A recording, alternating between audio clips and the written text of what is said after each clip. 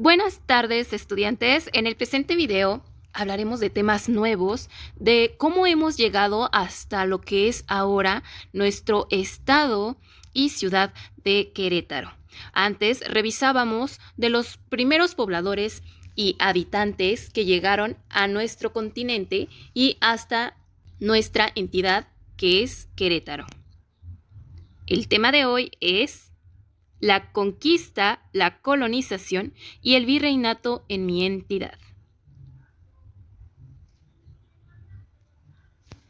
En el año de 1492, Cristóbal Colón, quien era un navegante italiano, estaba en busca de nuevas rutas para el comercio.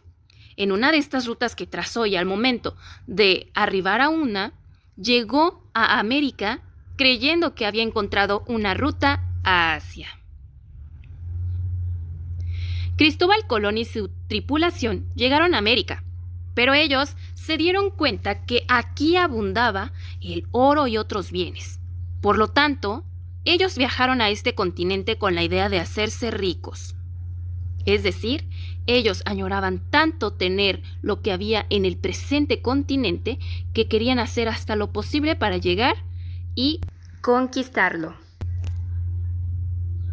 Aquí se presenta la ruta de cómo llegaron los españoles a Querétaro, a este continente y a este nuestro estado. Los primeros españoles en llegar se instalaron en las islas del Mar Caribe como Cuba. De ahí emprendieron muchos más viajes para buscar costas más cercanas. Entre sus expediciones descubrieron lo que actualmente es el territorio mexicano en el año 1519. En este año llegó Hernán Cortés a las costas de lo que hoy es Veracruz. Él estaba al mando de una expedición española. A los oídos de Hernán Cortés llegó la noticia de que en el centro de México estaba México Tenochtitlan, la capital de un imperio muy poderoso, el azteca, gobernado por Moctezuma. Algunas tropas de Hernán Cortés derrotaron al Imperio Mexica. El Imperio Mexica eran los habitantes que vivían en Tenochtitlan. Bueno, pues ellos lograron derrotar a este imperio gracias a la alianza que hicieron con los tlaxcaltecas, los otomís y otros grupos enemigos de los mexicas.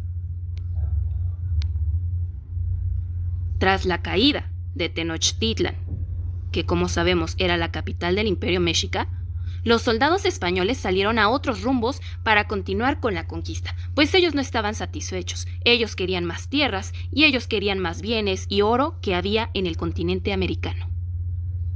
Las tierras conquistadas por estos españoles fueron nombradas Nueva España.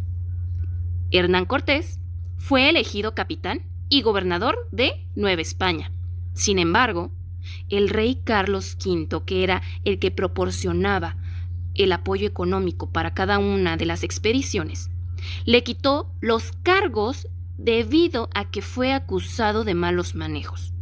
Para esto, el rey Carlos V no quería ser el gobernador y por lo tanto designó a un virrey, que era un puesto más abajo de rey, a que éste gobernara lo que entonces se llamó Virreinato de Nueva España. Este fue regido por los españoles durante 3 siglos, es decir, 300 años.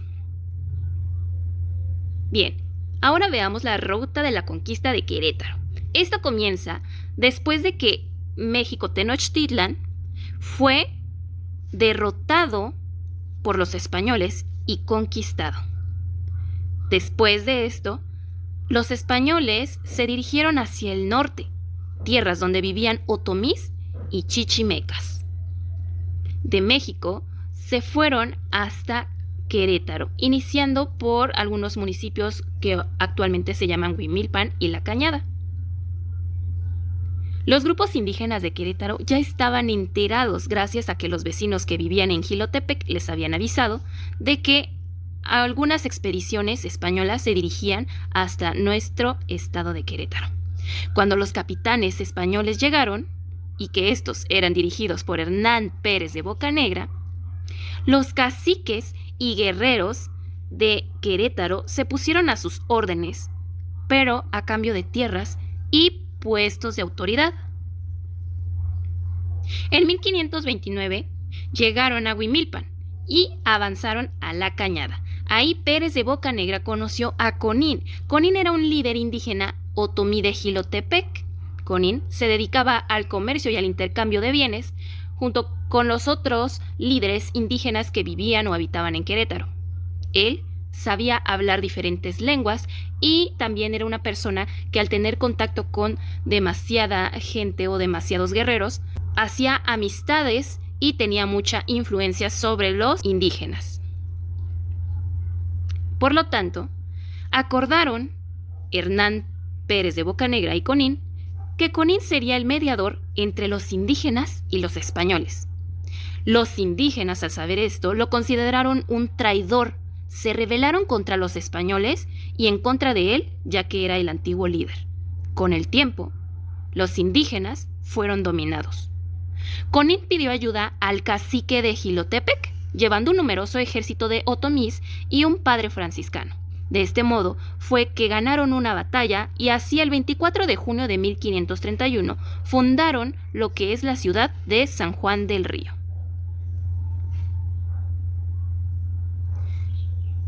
Regresaron a La Cañada. Conín intentó convencer a los indígenas que ahí vivían de aceptar rendirse incondicionalmente, es decir, sin uso de armas y que fuera de manera pacífica. Esta propuesta no fue aceptada por los grupos indígenas, por lo tanto se dio una batalla, el 25 de julio de 1531, que duró todo un día en el Cerro del Sangremal. Tal combate fue ganado obviamente por los españoles y sus aliados indígenas.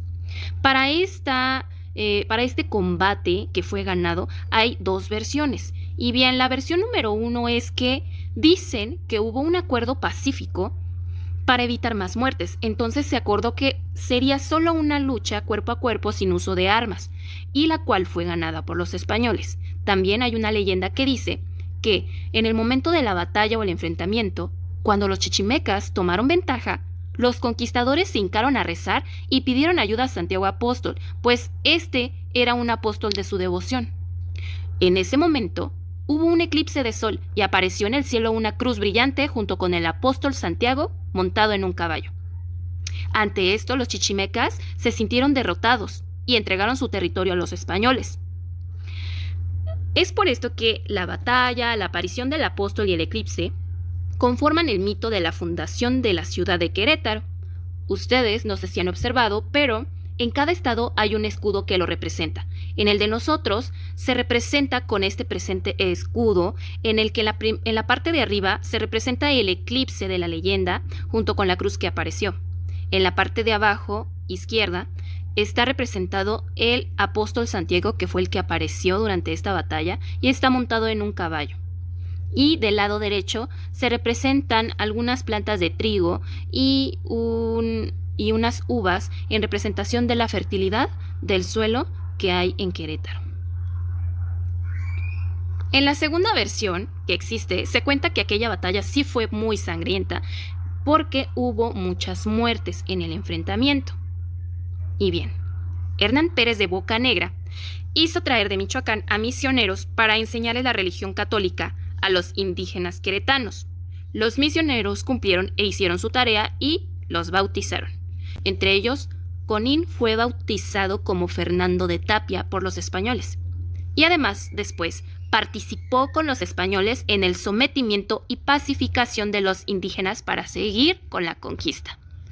Recibió el cargo de gobernador del pueblo de indios de Querétaro y asimismo, él obtuvo tierras e indígenas a su servicio. Aquí se presenta una imagen de una estatua que se ubica en el centro de Querétaro y nos representa a Conín, ya con una vestimenta diferente, y a lo que ahora es Fernando de Tapia, ¿no? El cacique indígena es el que permitió la conquista del territorio queretano. Espero que hayan comprendido un poco de la historia para poder llegar a lo que hoy es nuestra ciudad de Santiago de Querétaro.